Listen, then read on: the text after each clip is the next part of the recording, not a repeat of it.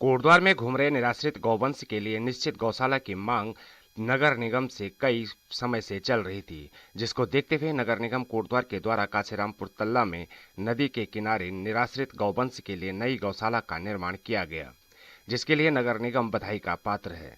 लेकिन गौशाला का जब निरीक्षण करने पहुंची आकृति प्राणी सेवा समिति की सुषमा जखमोला, हिंदू युवा वाहिनी के राजेश जदली व दीपक बजरंगी ने उक्त गौशाला को अव्यवस्थित बताया। उनका कहना है कि लगभग 75 लाख की लागत से बनी यह गौशाला कम व मुर्गीवाड़ा ज्यादा लग रही है। आप वीडियो में देख सकते हैं कि वाकई 75 लाख की लागत से बनी यह गौशाला एक टीन सेट है। इसमें मानकों के विपरीत बनी है और बगैर मास्टर प्लान की बनी है। यह गौशाला गौवंश के अनुकूल नहीं है। इसमें पानी, बिजली एवं गौमूत्र निकासी की व्यवस्था नहीं है। साथ ही प्रत्येक गौवंश के आगे चारे व पानी की चर होती है, जिसमें चारे की व्यवस्था तो है लेकिन पानी की चर नहीं है। गौशाला के चारों तरफ झाड़ियों का अंबार लगा है।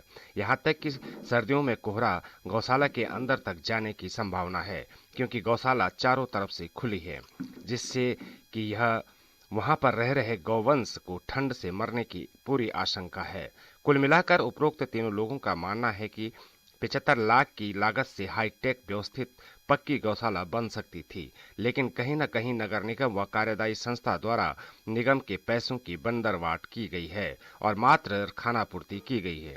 वहीं मौके पर देखा गया कि ट्रेचिंग ग्राउंड में कूड़े के निस्तारण हेतु कूड़ा रिसाइकलिंग के बाद मलबा गौशाला के इर्द गिर्द व मेन गेट पे डाला जा रहा है, जिसका सुषमा जखमोला, राजेश जदली और दीपक बजरंगी ने घोर विरोध किया, जिसके बाद नगर आयुक्त ने इस पर रोक लगाई है। आगे सुनिए। कि निराश्रित पशु हैं, उनको मद्देनजर रखते हुए नगर निगम ने ये गौशाला बनाई है, लेकिन ये गौशाला जिस हिसाब से बननी चाहिए थी उस हिसाब से बनी नहीं है। ये बड़ा खेद है। और जो जिनके लिए बननी चाहिए थी वो अभी सड़कों पर हैं। काफ़ी दिनों से इसका काम चल रहा था और जैसे कि बोला गया था कि हमें बहुत जल्दी इसको दे दिया जाएगा और हैंड ओवर कर दी जाएगी। अभी तक कुछ भी ऐसा नहीं किया गया है।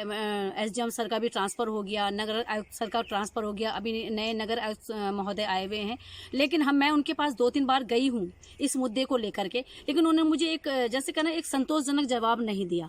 जबकि ये गौशाला हमको आकृति सेवा संस्थान को कुछ टाइम के लिए दी गई थी और वो टाइम पीरियड भी अभी पूरा नहीं हुआ। लेकिन उससे पहले उस हमारे कार्यकाल से पहले इस बीच कोरोना भी आया। हमने उस समय बखूबी जो हमको हैंडओवर की गई थी, हम बहुत अच्छी तरह इसका संचालन कर रहे थे और संचालन कर रहे थे। उसी बीच में कोरोना काल के बीच के उपरांत उन्होंने कहा कि गौशाला बननी है, तो गौशाला बनी। यहाँ से हमारा सारा पशु हमने ट्रांसफ़र अब मोटर ढाकी गौशाला में कर दिया। लेकिन उसके बाद मैं बार बार यहाँ आती रहती हूँ, बार बार आई हूँ, लेकिन मुझे गौशाला बना के नहीं दी गई।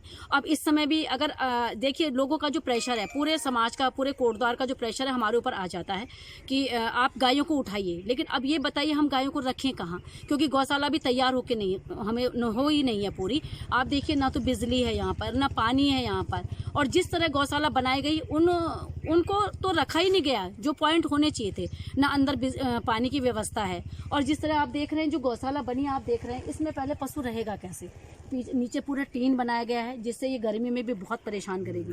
सर्दियों में ऊपर से लगा लीजिए हवा आएगी, बगल में नदी है, नदी का किनारा समझिए आप, ये खोन नदी के तट पे बनी है, तो इतनी हवा का आना जाना रहेगा।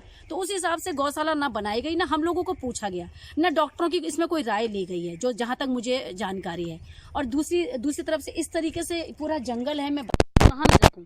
फिर कल को हम नगर निगम मुझ पर ब्लेम करता है कि सुषमा जखमोला ने नई पशु रखी। आप ये बताइए, मैं कितनी बार यहाँ सफाई करवा चुकी हूँ, लेकिन मैं कहाँ तक करूँ, आप ये बताएं, कहाँ मैं पशु रखूँ। क्या ऐसे में एनिमल रखे जाते हैं, आप बताइए। दूसरी बात, बार कितनी बार कहने के बाद हमें कोई सुविधाएं नहीं है। पानी तो चाहिए ना। जब हमारी गौशाला यहाँ पर थी तो लगा दीजिए कि हमें पानी, हम नदी से पानी लेकर के आ रहे हैं। 24 गौशाला की 24 पशुओं की 24 गौवंशियों के लिए इन्होंने हमको गौशाला दी थी, जबकि यहाँ पे 3236 पशु हम रख चुके थे। उसमें आप बताइए हम कैसे इसको मैनेज करें। ये गौशाला जैसे बनी है ना, इसमें यहाँ पर स्टाफ क्वार्टर है, जबकि बोला गया था इसमें नहीं। इस गौशाला में ना ही इन्होंने कोई चारा स्टोर बना के दिया, ना कोई भूसा स्टोर बना के दिया। तो सर ये ऐसे सबसे पहले मैं तो ये बताना चाहूँगा कि ये जो गौशाला बनी है, जैसे कि अभी आपने भी निरीक्षण करा, हम लोगों ने भी इसका निरीक्षण करा है क्योंकि इसमें जैसे कि अभी दीदी ने बताया कि अभी पानी की व्यवस्था नहीं है, कोई लाइट की व्यवस्था नहीं है। आप एक चीज़ देखिए, नगर निगम 75 लाख रुपए इसका एस्टीमेट बताता है, और मेरे हिसाब से इस गौशाला को बनाने में 15 से 20 लाख रुपए का भी खर्चा नहीं है। कहीं ना कहीं इस गौशाला को बनाने में बंदरबाट करी गई है और खुल के पैसे का दुरुपयोग करा गया है। 80 लाख रुपए 75 लाख रुपए खर्च करने का मतलब ना तो बिजली का कनेक्शन है, बिजली का मीटर नहीं है पूरी गौशाला में, कहीं भी पानी की कोई कनेक्शन नहीं है। 75 लाख रुपए किस बात पे खर्च करे गए हैं? मेरा तो सबसे बड़ा सवाल ये है कि 75 लाख रुपए खर्च किस लिए करे गए हैं। आप देखेंगे इसकी एंट्रेंस से लेके और गौशाला तक जो पहुंचने का रास्ता है टोटली उबड़ खाबड़ है, ना ही वो रास्ता बनाया है। नगर आयोग से मुलाकात करूंगा। आप अगर देखेंगे जो ट्रेचिंग ग्राउंड में रिसाइकलिंग चल रहा है उसका जो मलबा निकाला जा रहा है वो यहाँ गौशाला में डंप करा जा रहा है। आप मेरे को एक चीज़ का मैं नगर आयोग से पूछना चाहूँगा, इस जिस तरीके से मलबा डाला गया है और जो कि हाइजीनिक है, इस मलबे के अंदर आपको कंच भी मिलेगा, पत्थर भी मिलेगा, पॉलीथीन भी मिलेगी, और ये एक बीमारी की जड़ जो है इस गौशाले में डाली जा रही है। इस मलबे में गौवंश कैसे रहेगा?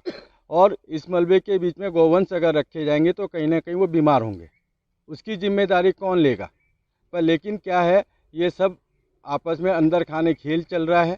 जबकि नगर निगम ने जब नीचे मशीन अपनी लगाई थी, रिसाइकलिंग मशीन लगाई थी, जिसमें ये कहा गया था इससे की खाद निकलेगी, इसका उपयोग करा जाएगा, और जो वेस्टेज निकले जाएंगे उसके दूसरे उपयोग करे जाएंगे।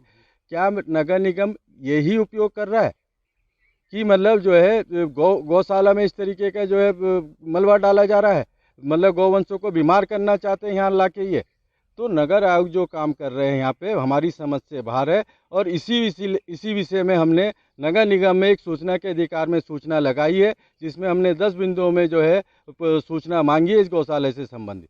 अभी तक नगर निगम द्वारा हमें कोई भी उसमें सूचना उपलब्ध नहीं कराई गई है। तो कहीं ना कहीं इस पूरे खेल में हमारे पूरे नगर निगम से लेके और बाकी लोग इसमें सम्मिलित हैं, जिन्होंने पूरा गबन इसमें कराया गया है बनाने में। और कहीं ना कहीं मेरे हिसाब से ये गौशाला की जो कंस्ट्रक्शन कराया गया है 20 से 25 लाख रुपए से ऊपर लागत नहीं है। मैं ये पूछना चाहता हूँ, बाकी का 50 लाख गया। वीर जी, सब कुछ तो दीदी और भाई साहब ने बोल ही दिया है, लेकिन जैसा कि आपने कहा और नगर निगम ने भी यहाँ पर लिखा हुआ है गौशाला, तो मैं इसको गौशाला से बिल्कुल, क्योंकि मैंने भारत के विभिन्न स्थानों पर बहुत सारी गौशालाएं गोधाम देखे हैं। मैं तो नगर निगम से ये पूछना चाहता हूँ कि ये इसमें मुर्गा पाला जाएगा या बकरे पाले जाएंगे या सूअर पालन होगा, क्योंकि ये किसी भी एंगल से मुझे तो गौशाला लग नहीं रही है। इसमें ऐसा लगता ही नहीं है कि इसमें गौवंश का पालन या किया जा सकता है या उनको रखा जा सकता है। मुझे ये समझ नहीं आ रहा कि वो कौन सा आर्किटेक्ट है जिसने इसका नक्शा बनाया, क्योंकि मैं नहीं मानता कोई भी व्यक्ति इसको गौशाला बोल सकता है जो थोड़ा सा भी दिमाग रखता होगा। या तो नगर निगम इसमें मुर्गी पालना चाहता है या सूअर पालना चाहता है। ये गौधाम तो किसी भी एंगल से लग नहीं रहा है। तो सर्वप्रथम तो हमें ये बताया जाए कि ये किसने इसका नक्शा बनाया है, क्योंकि गौधाम का नक्शा तो ऐसा नहीं होता, न ऐसी गौशाला होती है, ये तो मुर्गी फार्म है। और नगर निगम मुझे ये बताए कि जो 75 लाख की लागत से जो गौशाला बनने वाली थी वो कहाँ है? ये तो मुर्गी फार्म है। मैं तो इतना ही कहना चाहूँगा, वो गौशाला बताए कि वो गौशाला कहाँ पे है। ये तो मुर्गी फार्म है। ना पीने के पानी की व्यवस्था है, ना यहाँ पर सड़क की व्यवस्था है, ना यहाँ पर स्टाफ के रहने के लिए कमरों की व्यवस्था है। सर्दी होगी तो सर्दी में ये टीन की गौशाला है, इसमें पशु मर जाएंगे, और गर्मी होगी तो गर्मी से पशु बीमार हो जाएंगे। ठीक है, तो गोदाम तो ये हो नहीं सकता है। तो मेरे ख्याल से शायद नगर निगम ने जो है मुर्गी फार्म खोल दिया और आप लोग यहाँ धोखे में आ गए हैं। कोविड काल में चला गया कुछ हमारा वो जब से बन रही है ये भंडारी जी ने इसका उन्होंने शायद उनका टेंडर उनके नाम पे था, ये बन रही है। मुझे इन चीज़ों से कोई लेना देना नहीं है। दूसरी, हमें तो गौशाला आपने तैयार करके देनी थी, आपने तो हमें गौशाला तैयार करके दी नहीं है। फिर आप हमें कहते हैं कि हम गौशाला नहीं चला पा रहे। ये तो हमारे पे सरासर गलत आरोप है हमारे ऊपर। और आप किसी से भी पूछ सकते हैं, क्या वास्तव में गौशाला मोटर ढाक में नहीं चल रही है? फर्स्ट क्लास यहाँ से सारा पशु हम उठा रहे हैं, हम पूरा रेस्क्यू कर रहे हैं। हमने तो नगर निगम का पूरा सिरदर्द अपने सिर में लिया हुआ है। ऊपर हमें नगर निगम सपोर्ट करने की बजाय अब जो नए नगर आयुक्त महोदय आए हैं उनका ये कहना है कि इसका दोबारा टेंडर पड़ेगा। तो क्या वास्तव में हमारा कार्यकाल पूरा हो गया? और टेंडर क्या उस समय ये नई है, पुरानी 2 गौशालाएं थी, आपने फिर दूसरी गौशाला यहाँ से क्यों हटवाई? हमको ये बताइए। दूसरा, मेरा जो इतना नुकसान हुआ उस दिन मैं नगर आयुक्त महोदय को लेके आई और मैडम के सामने भी बात हुई है। जो हमारी हेमलता मैडम है, जो मेयर मैडम है हमारी, नेगी मैडम के सामने भी बात हुई है। उनके सामने उनके ऑफिस में बताया गया कि यहाँ ताले टूट गए, 3 बार यहाँ ताले टूटे हैं। यहाँ से दरवाजे हट गए, मेरा सारा सामान यहाँ से चोरी हो गया, मेरा सारा भूसा सड़ गया। मैं आपको दिखाना भी चाहूँगी कितना नुकसान मेरा अंदर हुआ है, लेकिन नगर निगम ने इसमें कोई पहल नहीं करी, ना नगर निगम ने हमको कोई भी सपोर्ट किया। तो ये तो बड़ा मतलब सपोर्ट करने की बजाय, और हमारे जो कोटद्वार में जितना हम लोग गौवंश वाले जितने लोग हम काम कर रहे हैं, जैसे हिंदू युवा वाहिनी बहुत अच्छा काम कर रही है। मैं तो एक छोटी सी मैं एक पशु सेवक हूँ, मैं लगी हूँ, जिस तरह मुझसे हो रहा है सर मैं कर रही हूँ। लेकिन अगर आप प्रदेश में देखेंगे ना सर, उत्तराखंड में अगर आप देखें तो नंबर 1 पे कोटद्वार आता है कि वो अपनी पशु सेवा में पीछे नहीं है।